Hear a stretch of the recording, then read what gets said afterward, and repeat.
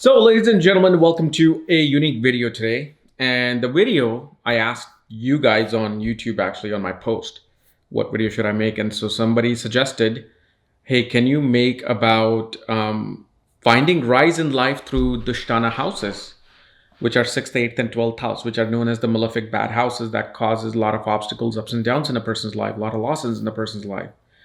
The other person said, can you also talk about conjunctions in Navamsha? So there's kind of like two in one scenario here. And this person said, if you look at Amitabh Bachchan, he has an extraordinary chart. He has so many planets in the 8th house, and yet he became so big. Okay, so this is what I'm going to say. You have to put everything in a context.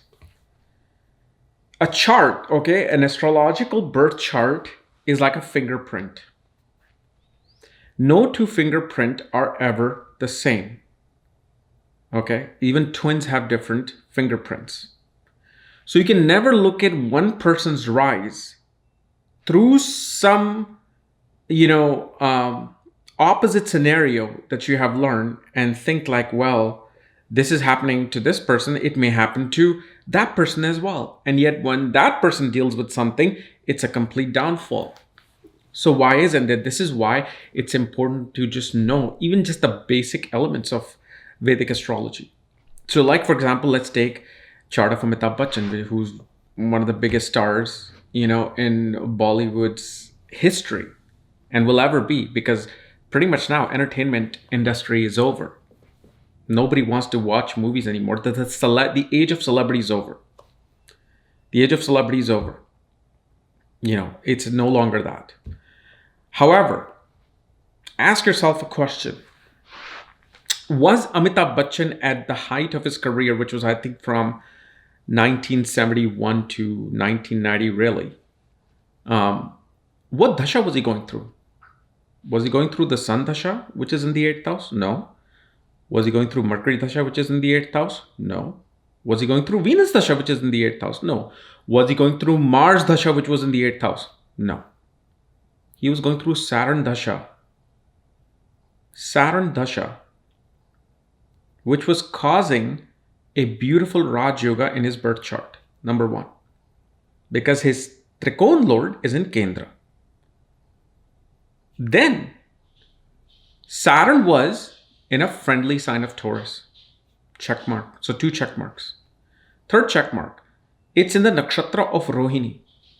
Rohini is the nakshatra of beauty, fashion, arts, creativity, music, creative self-expression, giving comfort to people, entertaining people. But then who controls Rohini nakshatra? Moon. Where's Moon placed? In the 9th house of luck. It wasn't in the 6th house, wasn't in the 8th house, wasn't in the 12th house. Okay? So if we just take this scenario and you take the time cycles, you understand why certain things happen. I'll tell you this right now. If Amitabh Bachchan was running through Venus dasha, Mercury dasha from 1971 to, let's say, 1987 or something, Amitabh Bachchan wouldn't have been Amitabh Bachchan. He wouldn't have gotten those movies that really would have brought him up. He wouldn't have gotten that, the persona out in public that he got in this Saturn period. Then we come to Mercury dasha, and also many people just, write and never trust, some of these news media articles. Well, Amitabh Bachchan had downfall in the 1990s. He really didn't. He actually has some of his best movies come out in 1990s. Like one of my favorite ones, Shahenshah. One of my best one ever, Hum. The other one was Agnipat. Okay, so he still was the king. But then that comes to a trick of conjunctions. A trick of conjunctions. And I'll tell you this trick which can help you with most of the things, most of the events. He found his downfall literally mid-90s, okay, all the way till 2000. When he became this host of KBC, which was like Who Wants to Be a Millionaire of India. Why did it happen? Look at his Dasamsa chart. So you see, we are going a little bit deeper. His Mercury-Mars period was running. Mercury and Mars are conjunct in the Dasamsha together. I don't know about Navamsha, but Dasamsha, they're conjunct. No, actually, Navamsha is Mars, Jupiter, Moon are conjunct. In Amitabh Bachchan's Dasamsha chart, Mercury, Mars are conjunct in the 11th house of recognition, achievements, awards. Okay? And not to mention, they're both causing this Raj Yoga. Because in the Navamsha chart, Mars rules the 10th house, Mercury rules the 3rd house. Okay? So, whenever planets are conjunct in a certain divisional chart, significant events related to that particular chart becomes active.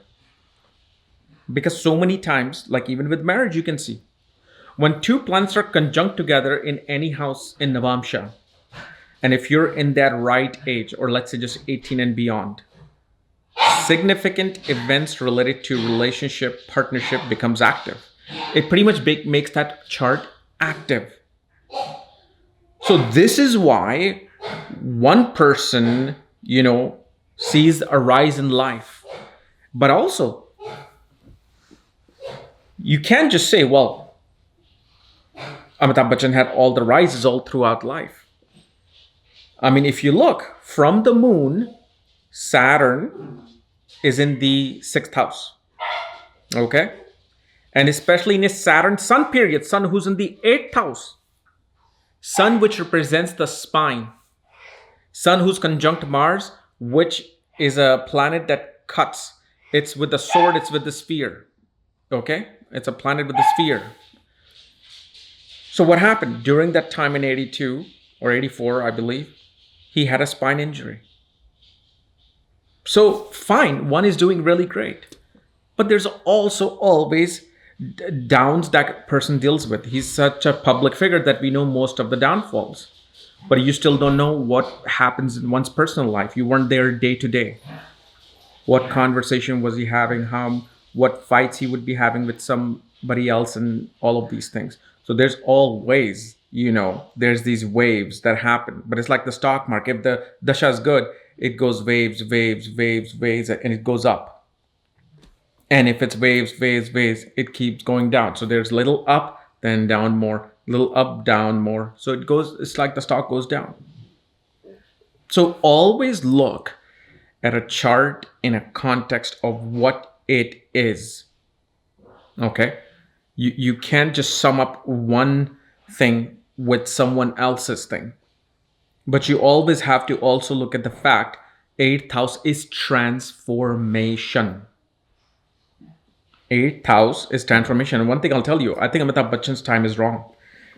His degrees of his ascendant should be 3 degrees and 46 seconds.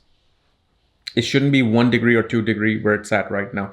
I think it's at 3 degrees, but it should be 3 degrees and 46 seconds or 47 seconds, meaning like 47 arc minutes, not even seconds, sorry. 3 degrees and 46 arc minutes. Because that's when his Artha makes far more sense. And if you look at the Artha, how it developed, you can clearly see that. So that's just an added note. Then there's these yogas. There are so many yogas in a chart. Okay. Modern astrologers, like myself, we know barely like 1% of these yogas.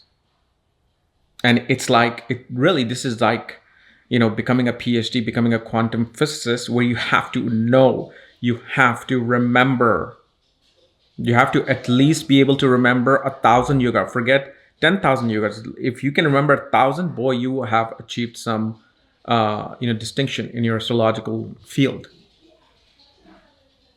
But just by these two questions, the 8th house and the conjunction, this is a perfect scenario to explain why somebody has a rise and a downfall, why even all the planets are bad, but that one thing that is good and his timing came in, that person achieved what they were supposed to achieve. And then there's these other factors that come in. Marriage. Does a person's marriage helps them or not? Does a birth of a child helps them or not? Does buying your property helps you or not?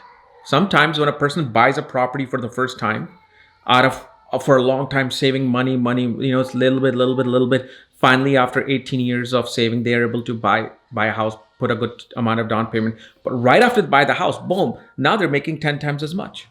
They may not realize it, okay, of to why this is happening, but all these little events are always kind of like connected with our, with our luck in life.